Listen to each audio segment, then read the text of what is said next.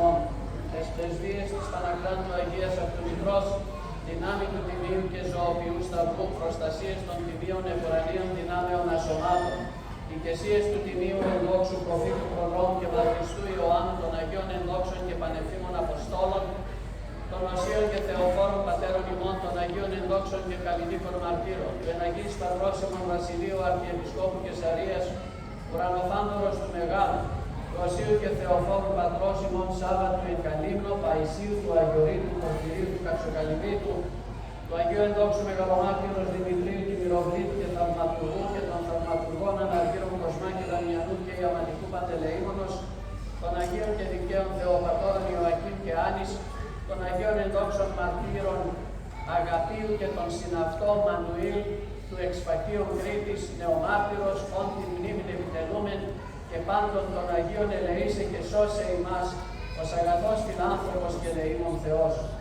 Διευκόν των Αγίων Πατέρων ημών, Κύριε Ιησού Χριστέ ο Θεός, ελέησον και σώσον ημάς.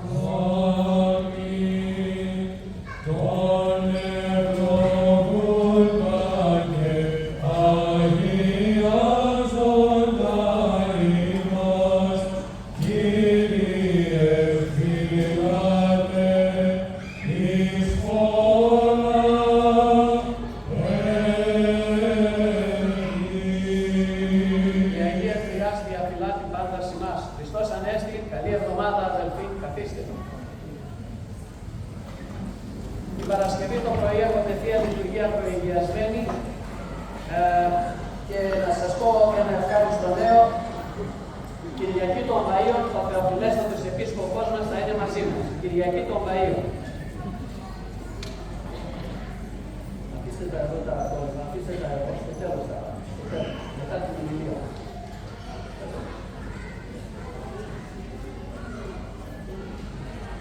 Επίσης, αν παραμείνετε στο φαγητό, θα ακούσετε καλά νέα. Έκπληξη. Λοιπόν, να έρθουμε στο προκείμενο. Let's come to today's gospel interpretation. I will try to give you a biblical perspective and interpretation of today's gospel. For those who came late and didn't hear the gospel, I will read it to you so you are aware of it. It is from the Gospel of Mark, 8th chapter, from verses 34 to 38, and from 9th chapter, the first verse.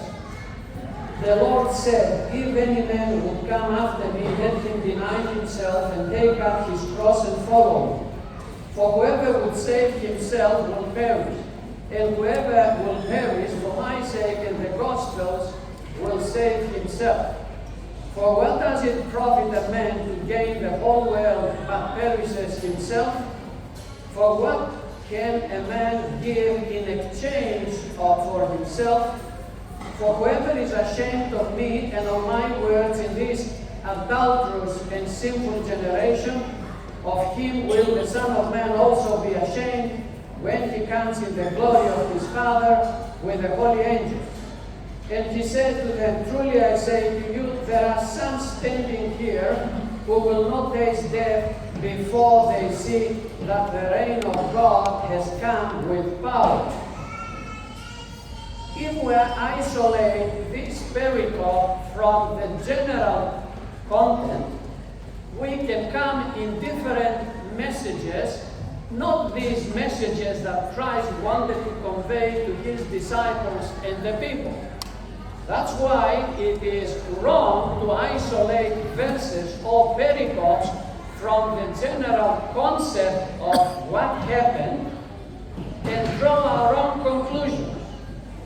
Usually, we use this pericope to describe those who have different tribulations in life, and they are suffering from these tribulations, and what we say that they carry their cross. The tribulation of this life and the testing of this life and what we suffer in this life doesn't have to do anything with this pericope. Doesn't have to do anything. with our own interpretation, isolating the pericope and draw conclusions away from what Christ wanted to say to the people, to his disciples and the people in general who followed him and listened to his teachings. So, I will draw conclusions of this pericope in the context of the time that Christ said these things, and where he said these things, and why he said these things. It is important to have a biblical understanding of the context. So, when Christ said these things, he was in Caesarea Philippi. Caesarea is a region northern of the Sea of Galilee, on the top of today's Israel. If you know the map of Israel, on the top, close to the borders with Lebanon, that a lot of fighting is taking place today, as we speak, there is Caesarea, and the administrator of Caesarea was Philip. That's why the area is called Caesarea Philippi, Caesarea of the administrator Philip. So Christ was there, and he asked to his disciples a very important question, that is the question of all. What do men think about me? What they say about me, who I am? And some of the disciples said, people say that you are Jeremiah, Elias, or any of the other prophets. And Christ asked his disciples, what do you think about me? Who am I? Peter jumped before everyone and said, you are the Christ, the Son of the living, in inverted commas I put this word, of the living God.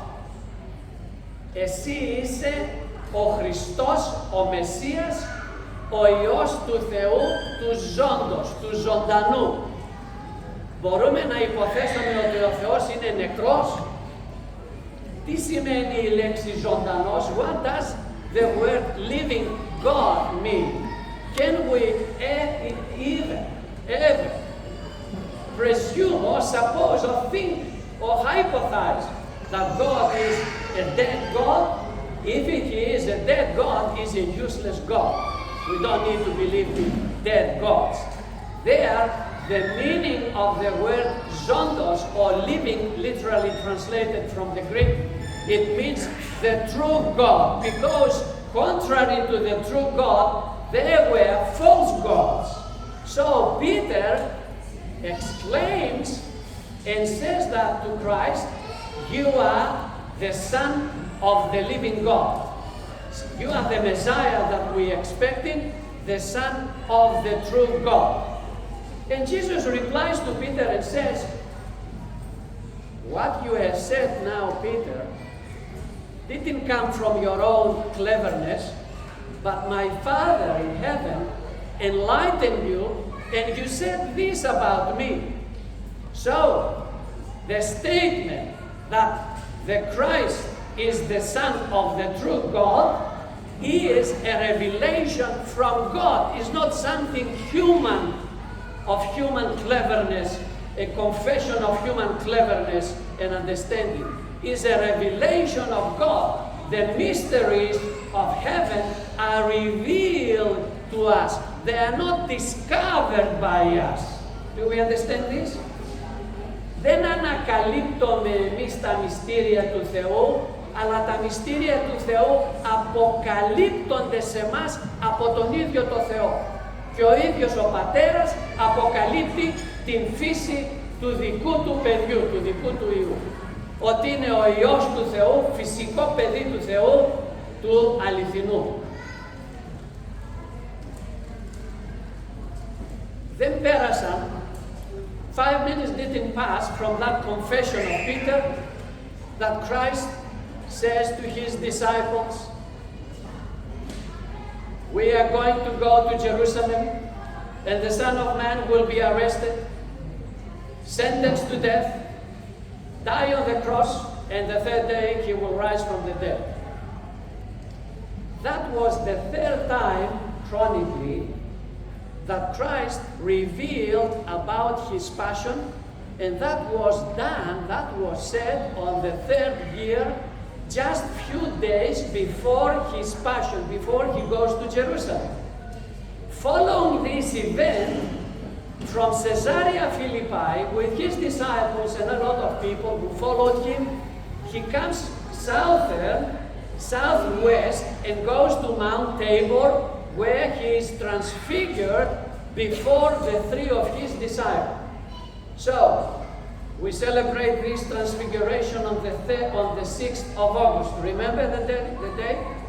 And after he comes down, after his transfiguration, comes down from the Mount Tabor, he heals a child who was possessed, that his father brought him to his disciples while Christ was on the mountain, and when he came down, he healed the boy. We hear about this event next Sunday. After that, Christ comes down, walks to Jerusalem, and in some days he will be arrested and crucified and buried, and after 3 days will rise.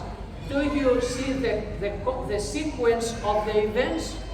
Started from Caesarea Philippi, comes down, there Peter confesses him as the Son of the true God. Then he comes down, is transfigured. Why he was transfigured before them? To show them his divine nature, just a little bit of his divine nature, of the brightness of his divine nature, so that the confession of Peter is not just words, but was certified by Christ himself, who shows to his disciples what he is, who he is, the Son of the true God. Light of light, true God of true God. Begotten of the Father, not made, but the Creator of all.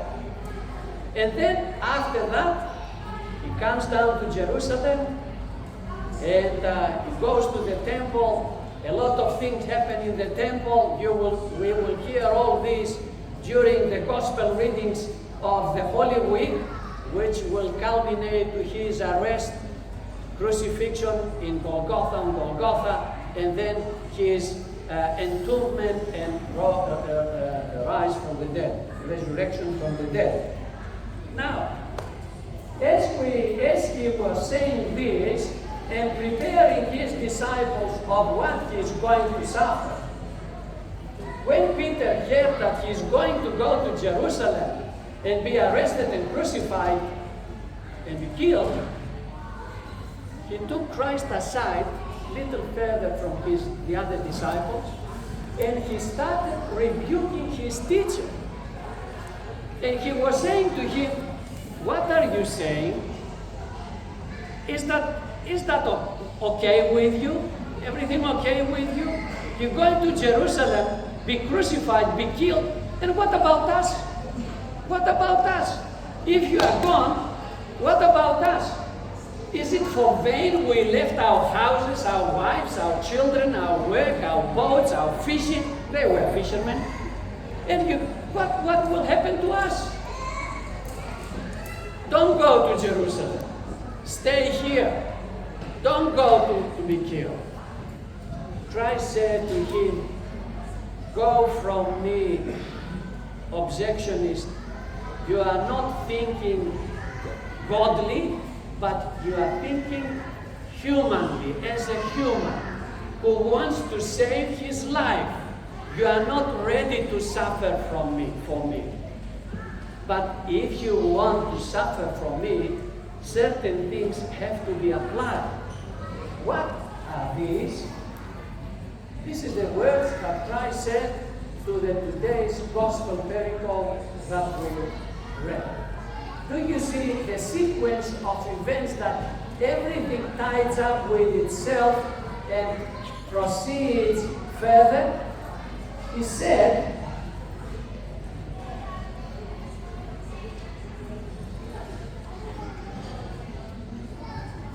in order to follow me, if anyone wants to follow me, let him deny himself.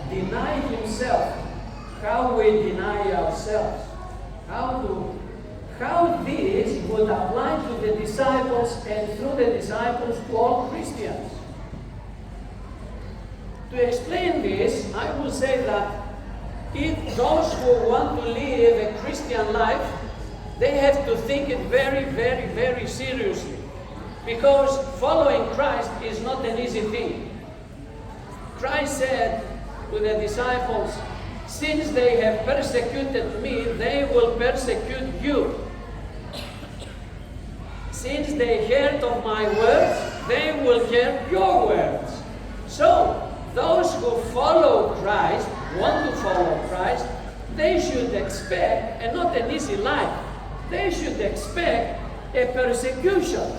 Persecution of Christians takes place all over the world since the times of Christ. Persecution doesn't stop and will not stop, will continue. And the Church of Christ will be filled with martyrs. These martyrs, and I will say an example. You see Saint Demetrius there? During his time, he was persecuted. And he realized that persecution is coming. And he was saying to his disciple Nestor, who died with him, Nestor, let us martyr now that persecution starts, because if persecution stops, we will not have the chance to martyr for Christ, to die for Christ. So, Saint Demetrius and Nestor, and today's celebrated, commemorated martyrs, Saint Agapios and Saint Emmanuel from Crete, they had the phronema, the attitude that Christ says here. They denied themselves, which means what? They thought that it's better to make an exchange. It's better to invest in heaven rather than live for a few years here, not confess Christ, live a good life without persecution when it comes, and then die. But they exchanged, the martyrs exchanged these delights of life, την καλοπέραση αυτής της ζωής, με την ζωή στον ουρανό, with the life in heaven. A few days ago, with 9th of March, we commemorated the 40 martyrs who martyred in the lake of Sebastia. Sebastia is opposite Constantinople in the Asiatic coast of today's Turkey. There was a lake there, and it was winter, and the lake was frozen. And because they confessed Christ, they threw them in the lake, frozen lake, naked. And they were saying to each other, to give courage to each other, winter is very hard, but paradise is very sweet. So they preferred the sweetness of paradise and died here because of the cold. And what happened there, one of those 40 martyrs, finally he couldn't bear the cold, and he denied Christ, ran to the fire. The pagans had started a big fire, so to entice the 40 martyrs, because they were in the cold, naked in the frozen lake. And he died, he ran there, denied Christ, and one soldier of the pagans who saw the 39 having angels above them, he ran, he threw his weapons, he ran to the lake, took off his clothes, ran to the lake, and became the 40. The winter and the cold is hard, but the paradise is sweet. So this is the denial of ourselves. When we decide that Christ is more important in our life than our own life. And take up his cross and follow me, that is, imitate me. As I took up my cross and sacrifice myself for you, he expects the same for us. For whoever will save himself will perish. Whoever that denies me and lives in this world will perish eternally. And whoever will perish, that is, sacrifices himself for my sake and the Gospels, will save himself eternally. For what does it profit a man to gain the whole world but perishes himself? This is easy to be understood. Everything here in this world is vain, is transient. We are administrators, managers of what is here. We don't possess anything. We do not even possess our body. We leave it here and go. So everything in this world is vain. If we value the things of this world here more than the eternal things, we are done, my dear. We are done forever. And there is no return. That's the thing, the hard thing. For whoever is ashamed of me and my words in this adulterous and sinful generation, of him will the Son of Man also be ashamed when he comes in the glory of his Father with the holy angels. Now, this is a great dilemma. What do we do as Christians, as followers of Christ, when we are called to confess our faith in the name of our Savior? Do we deny Him to enjoy the delights of this world for a while and then perish?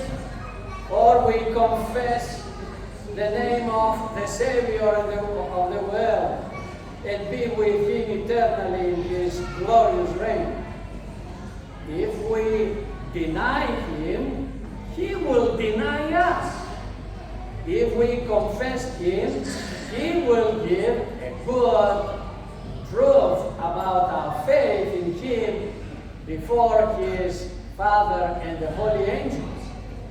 It is of particular importance that Jesus says, whoever is ashamed of me and my words, the faith, in this adulterous and sinful generation.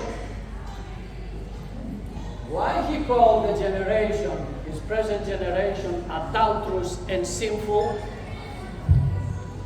What is adultery? Adultery is when someone, two people, a man and a woman in marriage, give the vows of faithfulness, fidelity, and faith.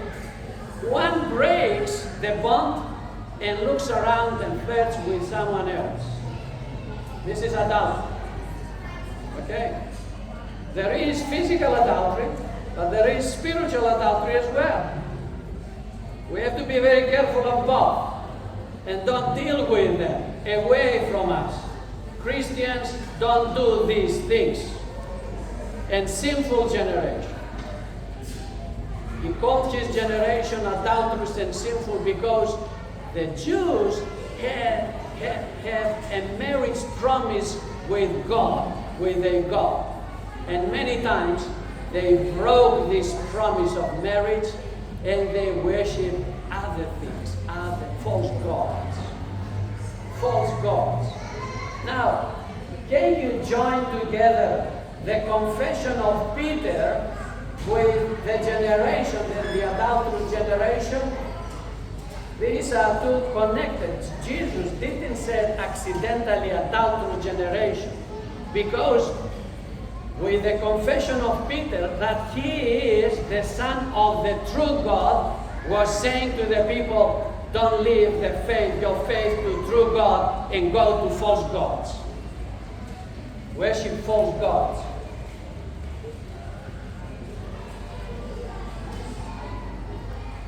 Truly I say to you, there are some standing here who will not taste death before they see the reign of God has come with power. What does that mean? What does that mean? He was saying, after saying all these things, he was saying to the people, some of you will be living and will see the reign of God which will come with power. What does that mean? What does that mean? So some of the people who were hearing Jesus will live. And they will see that the reign of God has come with power. With power. Not softly, not calmly, with power. What does that mean? Do you know the history of church? The early history of church? During the year 70 AD, someone came from the Jewish people and proclaimed himself a Messiah and started a revolt against the Romans. And he was wanting to liberate the Jews from the yoke of the Romans. What happened after this revolution? Titus, who was the emperor of Rome, brought his legions from everywhere around Palestine, and he drowned the revolution in its own blood. The Romans came to Jerusalem and almost annihilated everyone. They crucified, they cut the trees around Jerusalem, made crosses, and crucified thousands of Jews. Thousands. The rest of the Jewish population was scattered around the world. This is known as the Jewish diaspora, dispersion. From then on, the Romans destroyed the temple. Only the western wall was left from the temple, where today's Jews go and they hit their heads on the wall, they pray, they write prayers in small pieces of paper and put these prayers in the cracks of the stone of the western wall. This western wall is called the Wailing Wall, because they wail, they cry the destruction of Jerusalem and of the temple. And after that, the Jews dispersed around the world and came back to their land 1947. You know the events. They culminated with the war with Egypt, Syria, Jordan, the war of the 7 days, 1967. Do you know the events? 60. You know this thing? Okay, good. And now we have these events. So, what happened after 70? The church was established, was manifest itself the day of Pentecost.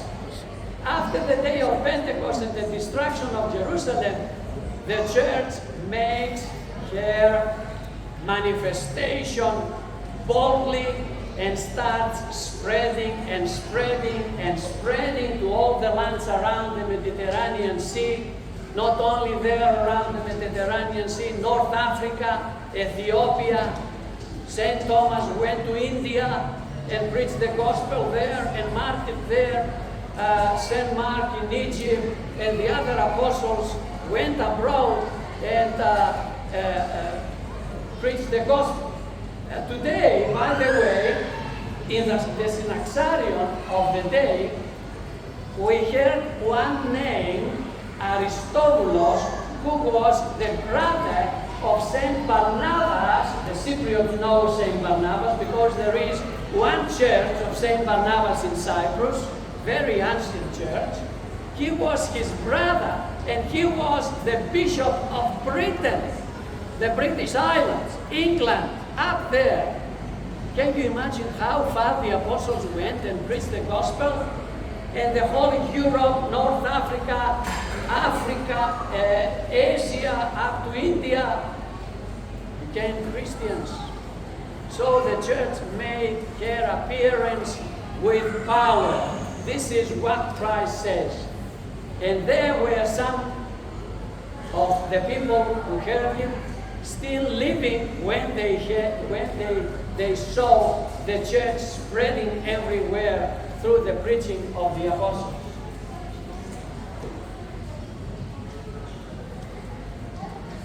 is the biblical interpretation and understanding of the text that we read today. It's not that we have tribulations in this life and we carry our cross. This is something that we suffer because of our faults. We suffer because we didn't keep the commandments. We didn't hear the Lord said, you will not touch this, you can eat from all, but not this. That's why we fast. That's why we fast. We fast to obey. Primarily, the purpose of fasting is obedience to the Word of God. That's not to make you lose some kilos. Some people put more during fasting because they eat other food. Okay? It's not this. It's not a diet. Fasting is not a diet. Fasting has a couple of twin systems, which is prayer and almsgiving, charity. These three go together. These three go together. And the importance of prayer and charity, I will tell you another time, when we have time, in another sermon, we will speak biblically about charity, giving others. What is the power of charity and what charity does? I leave you with this. God bless you. Have a nice week. And if you stay, you will hear some good news.